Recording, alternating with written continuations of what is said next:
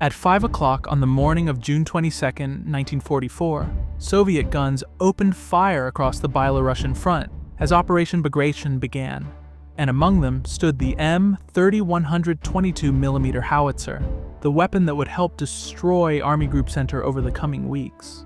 Each M-30 crew lifted 21.76 kilogram OF, 4.62 high-explosive shells at a sustained rate of 2 to 3 rounds per minute, their impacts carving craters 3 to 5 meters wide and 1.5 meters deep into German defensive positions. The howitzer's split trail carriage allowed 49 degrees of traverse left and right, enabling crews to saturate target zones without repositioning their 2,450 kilogram weapons.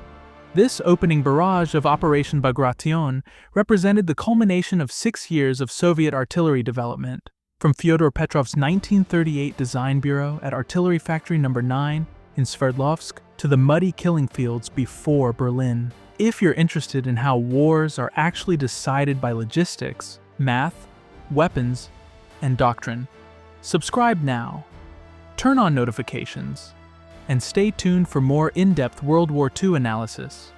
Let's continue. The M-30's service record traced the arc of Soviet victory with mathematical precision. When Germany invaded on June 22, 1941, the Red Army fielded just 1,667 open M-30 howitzers alongside thousands of obsolete AIF M1910/30 units inherited from the previous generation. The older weapons featured unsprung wooden wheels that sank into Rasputitsa mud during the January 1942 Luban offensive, their single trail carriages limiting traverse, while their maximum range of 7,680 meters left them vulnerable to counter-battery fire. By contrast, the M-30's 11,800-meter range and rapid setup time of 30 to 40 seconds made it the centerpiece of Stalin's artillery reorganization in 1942. Which concentrated howitzers in massed batteries at breakthrough points. At 8:30 in the morning on November 19, 1942, Operation Uranus began with 3,500 guns and mortars. M-30 batteries emplaced 5 kilometers behind southwestern front lines opened fire in clear weather, their high explosive shells carrying a lethal radius of 30 meters. Crews reloaded under light snow 2 hours later, targeting Romanian Third Army positions as handlers lifted the shells at the weapon's maximum rate of 5 to 6 rounds per minute.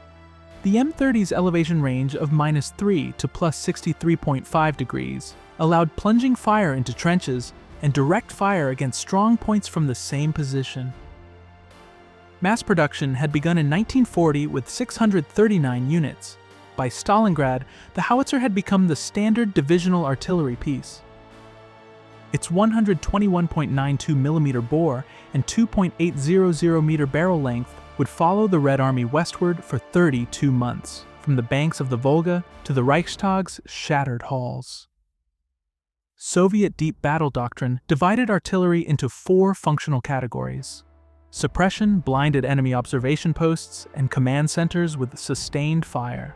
Destruction reduced fortified positions to rubble through concentrated bombardment. Interdiction severed supply routes and reinforcement corridors behind front lines. Pursuit fragmented retreating formations during breakthrough exploitation. Each function demanded coordination across echelons, from regimental mortars to corps-level gun parks. The Red Army produced over 100,000 artillery pieces between 1941 and 1945. Factories stamped out 450 million shells to feed this arsenal. No other combatant matched this industrial output. The numbers reflected a philosophical commitment. Mass fire compensated for what Soviet gunners initially lacked in training forward every 3 to 5 minutes. Soviet doctrine rejected this tempo-centric approach. Red Army batteries delivered overwhelming concentrations on narrow frontages, pulverizing defensive zones before infantry assault. The M-30 operated as the standard divisional howitzer within this system. Each rifle division fielded 3 artillery regiments equipped primarily with these pieces. Battery commanders positioned 6 howitzers per firing position, creating overlapping fields of fire. crews could engage targets across a wide arc from prepared emplacements. Maximum effective range stretched to 11,800 meters when firing the OF-462 high-explosive projectile. A single battery firing for effect could saturate a hectare with fragmentation within minutes. Gun crews worked in practiced rhythm. Loaders hefted shells from ammunition handlers. Rammers drove projectiles into breaches. Gunners twisted elevation wheels to pre-calculated settings. 6 horses could drag the piece through terrain inaccessible to vehicles. This mobility allowed divisional artillery to advance with attacking rifle regiments, maintaining fire support during exploitation phases. By 1943, standardization meant replacement barrels and recuperator cylinders arrived at field workshops within days. Petrov's design had become the arithmetic of Soviet offensive power: calculable, reproducible, industrially sustainable. In 1938, Chief Designer F.F. Petrov received a mandate that defined Soviet artillery doctrine for the next decade.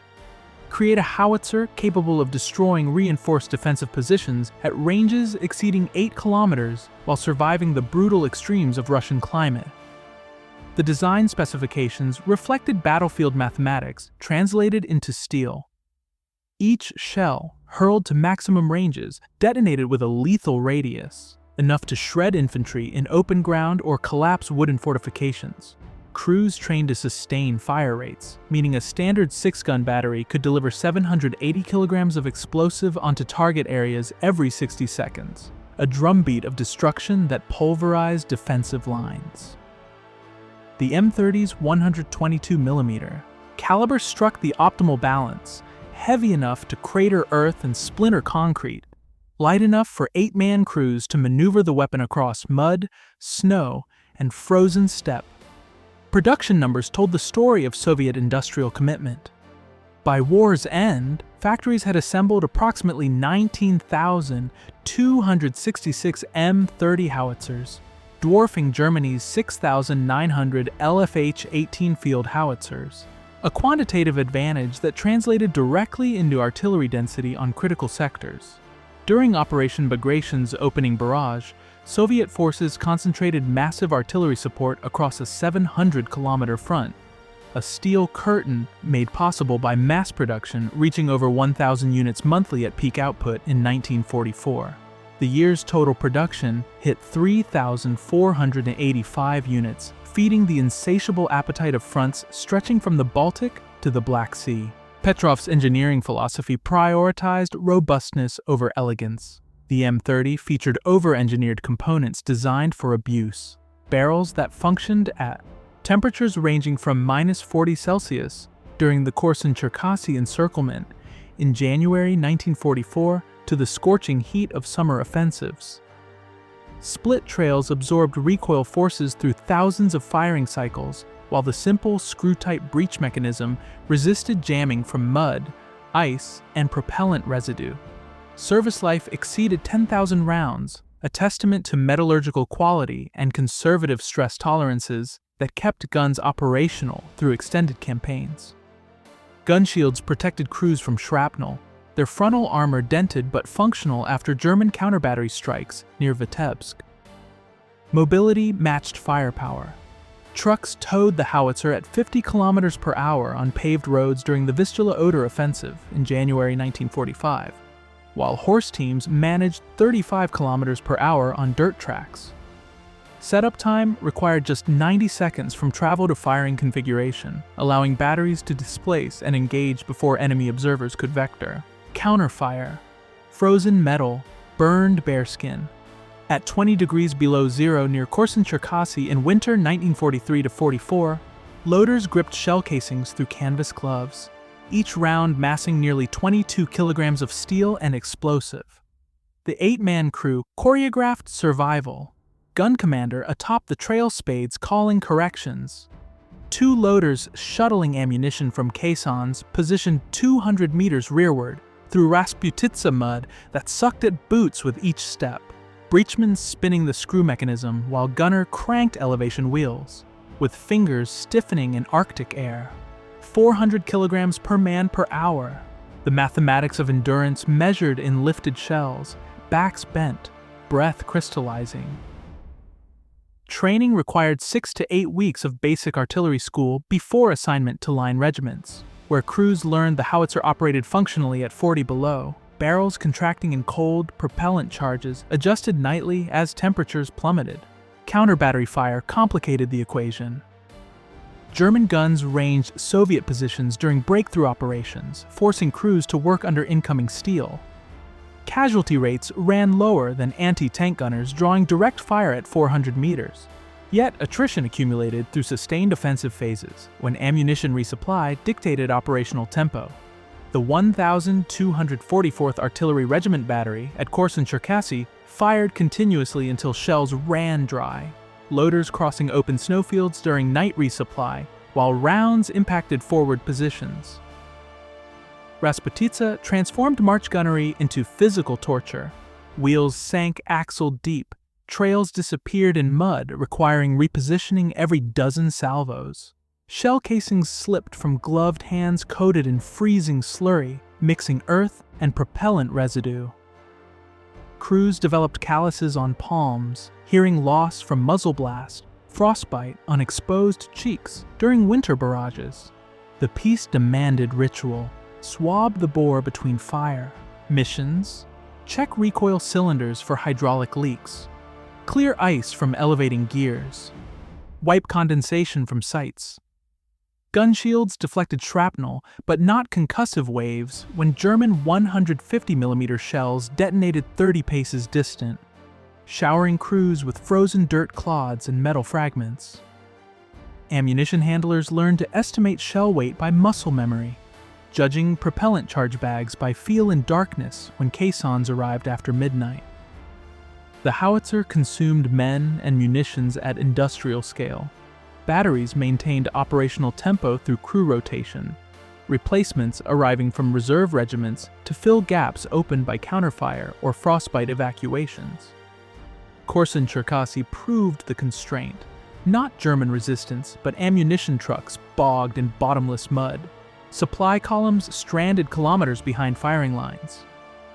Crews waited in frozen positions, barrels cold, trails deployed toward enemy concentrations beyond effective range, until horse-drawn caissons finally appeared through morning fog.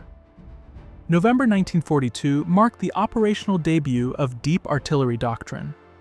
At Stalingrad's Operation Uranus, M-30 howitzers among them shattered Romanian positions in hours, not days. The barrage density overwhelmed defensive structures. Concrete and earth became indistinguishable under high explosive fragmentation.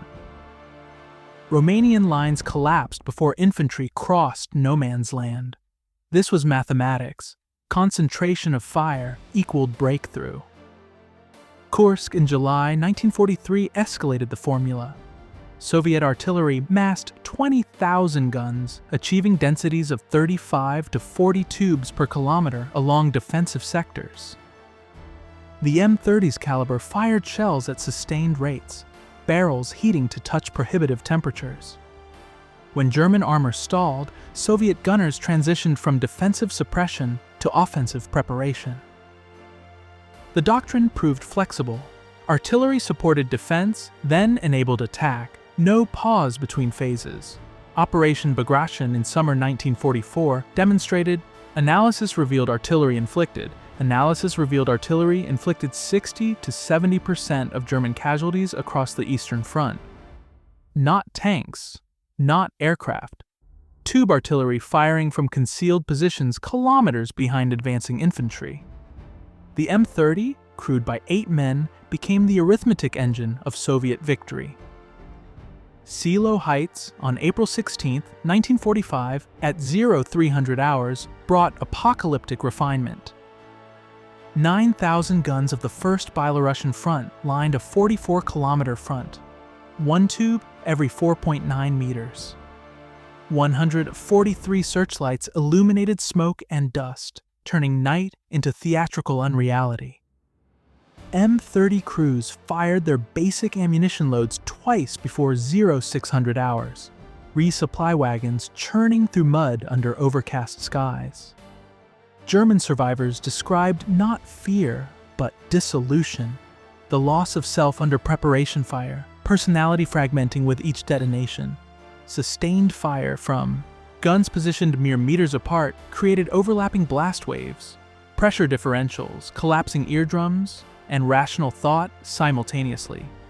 By dawn, barrels glowed despite spring temperatures. Crews worked through muscle memory, loading mechanisms slick with oil and sweat. The final assault on Berlin would see M-30s in urban positions firing heat rounds at 400 meters, minimum engagement distance 1,000 meters discarded for necessity. Penetration reached 160 millimeters of armor. Concrete bunkers offered no sanctuary.